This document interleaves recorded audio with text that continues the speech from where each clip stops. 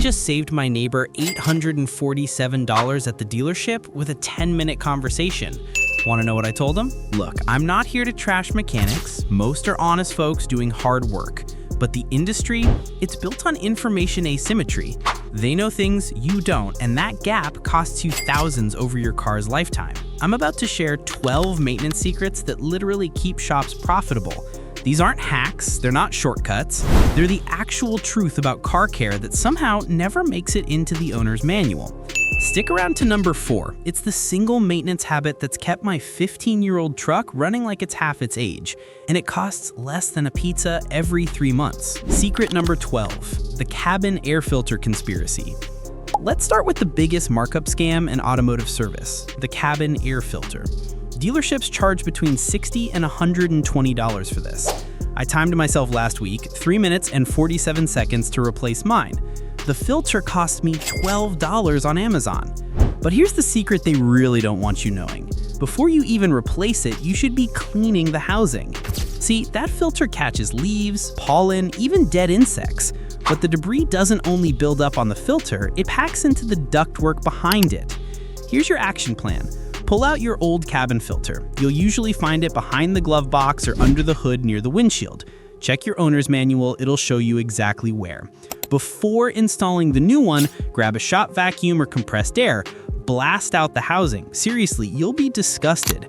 I pulled out half a tree from my daughter's Civic last month. The timeline nobody tells you? Change this filter every 12 months or 12,000 miles, whichever comes first. If you have allergies, do it twice a year. If you drive dirt roads, make it 3 times. Money saved annually, $80 to $120 versus doing it yourself for $12 to $20. Secret number 11, the door hinge amnesia. Pop quiz, when's the last time you lubricated your door hinges? If you're like 99% of car owners, the answer is never. This is what I call maintenance amnesia, parts everyone forgets exist until they fail. Dry hinges create a chain reaction of expensive problems. First you get squeaking, annoying but harmless. Then the metal-on-metal friction wears down the hinge pin. The door starts sagging. Now you're slamming it to get it shut, which damages the latch mechanism. Eventually, water seeps past worn weather stripping and you've got rust blooming inside your door panels. I've seen this cascade turn into $800 repair bills for what preventative maintenance could have avoided for $5. Your maintenance protocol. Twice a year, I do it when we change the clocks. Hit every hinge with white lithium grease. The spray can kind with the red straw works perfectly. Get it into the pivot points where metal meets metal. While you're there, treat your weather stripping. That's the rubber seal around your door frame. Use silicone spray or a dab of dielectric grease. Just a light coating. This keeps it supple and prevents cracking. Total time investment? 7 minutes for all 4 doors. The cost breakdown, $6 in materials prevents $300 to $800 in future door repairs. Secret number 10, the torque wrench they don't own. Let me tell you about the tool most quick lube places don't own, a torque wrench. When you get your tires rotated, odds are they're using an impact gun on your lug nuts. Fast? Absolutely. Correct? Almost never. Every vehicle has a specific torque specification for lug nuts, usually between 80 and 100 foot-pounds. Over-tighten them, and you risk warped brake rotors, stripped wheel studs, or even snapped bolts. Under-tighten them, and, well, I don't need to paint that picture. I once helped a woman whose check engine light turned out to be warped rotors from over-torqued lugs. The shop that did her tire rotation essentially destroyed $400 worth of brake components with a 3-second blast from an impact gun. What you need to know. First, buy a basic torque wrench. You can get a reliable click type for $30 to $50. It'll last you decades. Second, look up your vehicle's lug nut torque spec. It's in your owner's manual or a quick Google search away. Third, anytime someone else works on your wheels, tire shop, dealer, or your buddy, check the torque when you get home. Hand tighten first, then torque in a star pattern. This ensures even pressure distribution. The real-world impact? This one habit has saved me from roadside wheel separations, premature brake wear, and the nightmare scenario of a wheel coming off at highway speed. Secret number 9, anti-seize religion. Let's talk about a $6 tube that can save you from a $1,500 nightmare. Anti-seize compound. Here's what happens when you don't use it. You install spark plugs dry into aluminum cylinder heads. Add heat, moisture, and 5 years of thermal cycling. Those steel threads and aluminum threads essentially weld themselves together through a process called galvanic corrosion. Now it's time to replace your plugs and they won't budge. You apply more torque, the threads strip. Congratulations, you just turned a $10 spark plug job into a $1,500 cylinder head repair. The mechanic's secret? Every spark plug thread gets a tiny dab of nickel or copper-based anti-seize. And I mean tiny, a little goes a long way. Apply it to the threads only, never the electrode tip.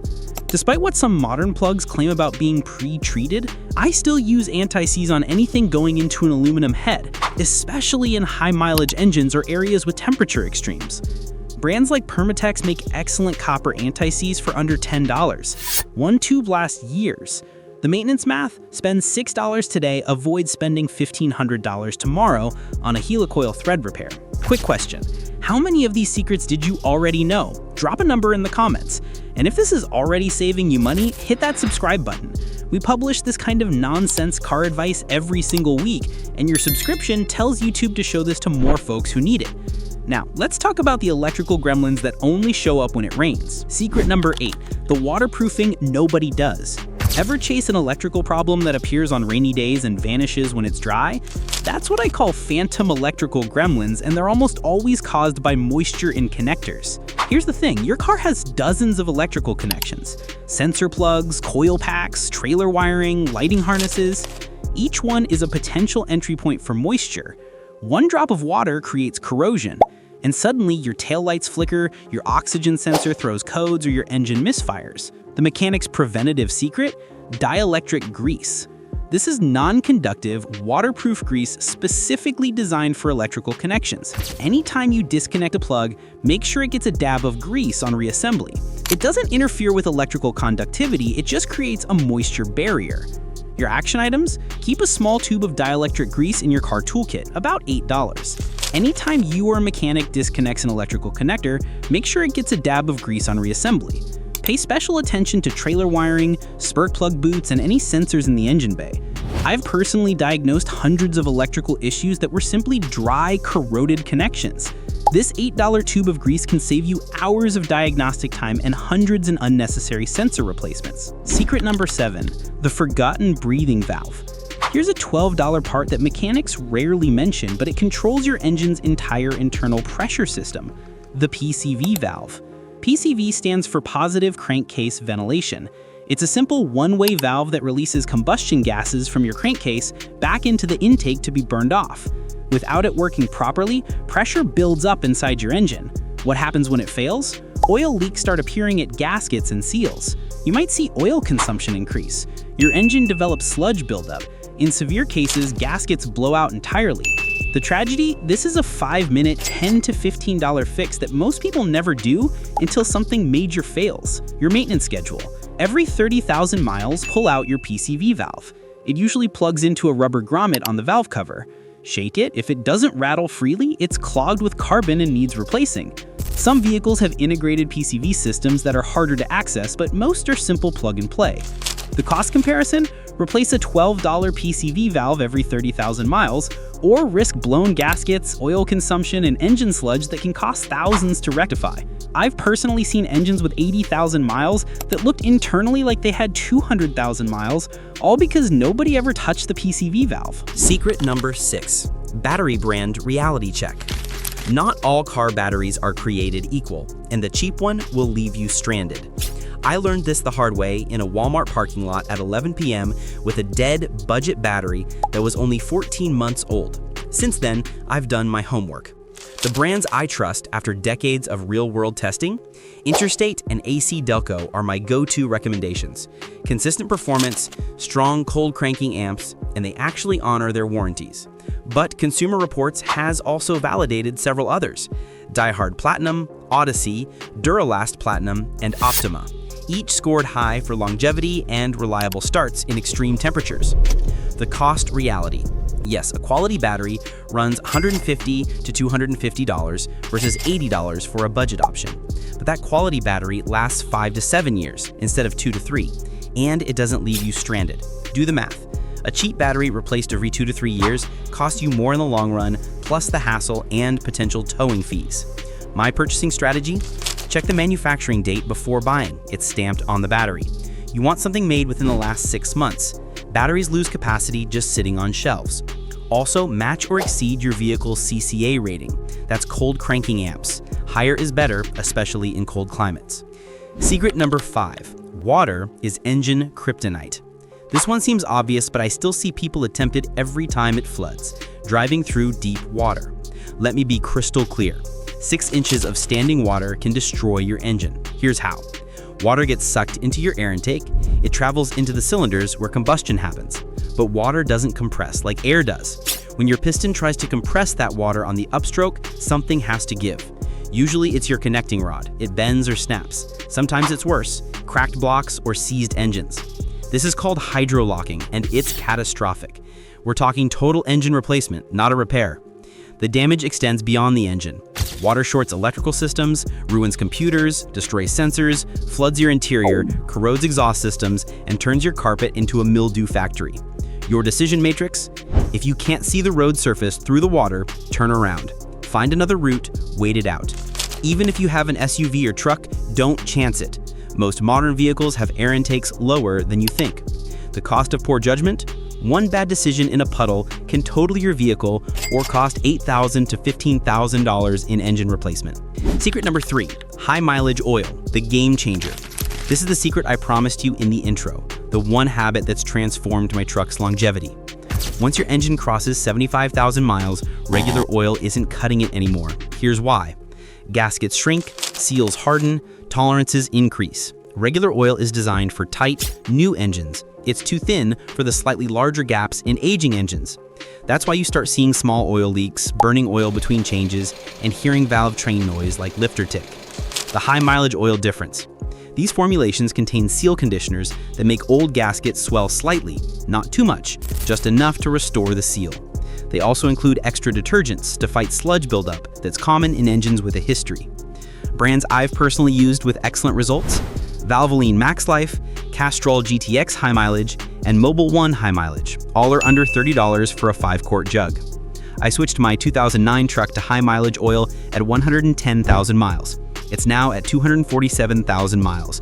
Oil consumption dropped from half a quart between changes to barely measurable. The lifter noise that was starting? Gone.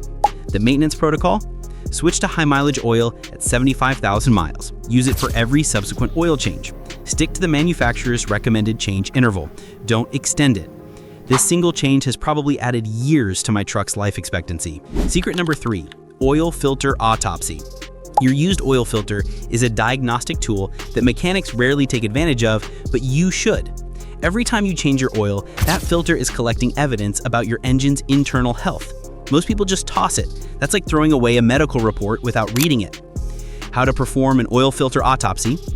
First, examine the outside. Is it bloated or collapsed? That indicates a clogged filter or bypass valve failure. Second, cut it open. You can buy a filter cutter for about $25 or carefully use a hacksaw.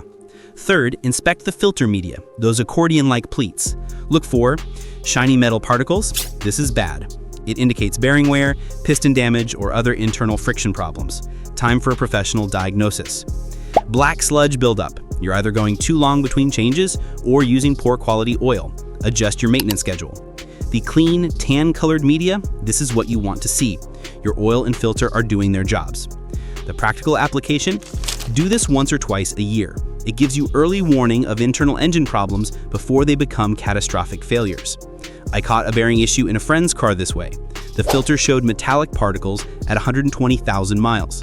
An $800 bearing replacement prevented a $6,000 engine rebuild. Secret number 2, premium oil filters matter. You can run premium synthetic oil, but if you're using a budget filter, you're wasting your money. I've cut open hundreds of oil filters over the years. The differences are shocking. Budget filters fail in 3 ways. Flimsy housings that collapse under pressure, cheap filter media that lets particles through, weak anti-drankback valves that allow dry starts. The filters I trust? Mobil 1 Extended Performance, excellent for long drain intervals up to 15,000 miles. K&N oil filters, they have a welded nut on top for easy removal, plus great flow rates. Wix filters, legendary for sturdy construction and filtration efficiency. Fram Ultra Synthetic, not regular Fram, specifically the Ultra line. Bosch Premium, quietly making some of the best filters on the market. The cost analysis? A premium filter costs $8 to $15 versus $3 to $5 for a budget option. But that premium filter protects a $5,000 to $15,000 engine investment. My personal protocol? I only use Mobil 1 extended performance filters matched with synthetic oil.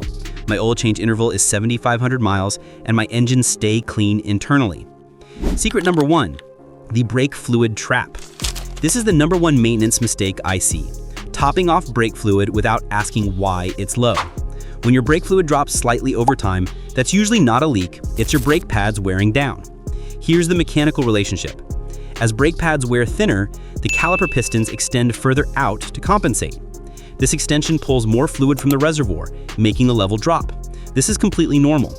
The trap people fall into, they see low fluid and top it off without checking pad thickness. Later, when they finally replace the worn pads, the pistons retract and now there's too much fluid. The reservoir overflows, and brake fluid, which is corrosive, damages paint, wiring, and components. Your correct diagnostic process? First, check brake pad thickness before adding any fluid. Second, if the fluid is very low or dark or dirty, you might have a leak or contamination issue. That requires professional inspection. Third, brake fluid absorbs moisture over time. If it's dark brown instead of clear or amber, it's time for a complete brake fluid flush, not a top-off. The maintenance reality? Use low brake fluid as a reminder to inspect your brakes, not just as a refill opportunity. This one diagnostic habit prevents unnecessary damage and catches brake wear before it becomes dangerous. So there you have it, 12 maintenance secrets that just gave you a serious education advantage over 95% of car owners. Remember my neighbor from the beginning? The dealership wanted to charge him $1,200 for services his car didn't need yet. I walked through his actual maintenance schedule and we identified $847 worth of unnecessary work. He spent $353 on what actually mattered. Knowledge isn't just power, it's money in your pocket. Your next steps? Screenshot this video's chapter markers. They're your quick reference guide. If you found this valuable, do 2 things. Hit that subscribe button and share this with someone who's about to overspend at the dealership. Next week, I'm breaking down the 8 car myths that waste your money. Things like premium gas, oil change intervals, and transmission flushes. The truth might surprise you. Until then, drive smart, maintain smarter, and keep more of your hard-earned money where it belongs, in your wallet, not the service department's bottom line.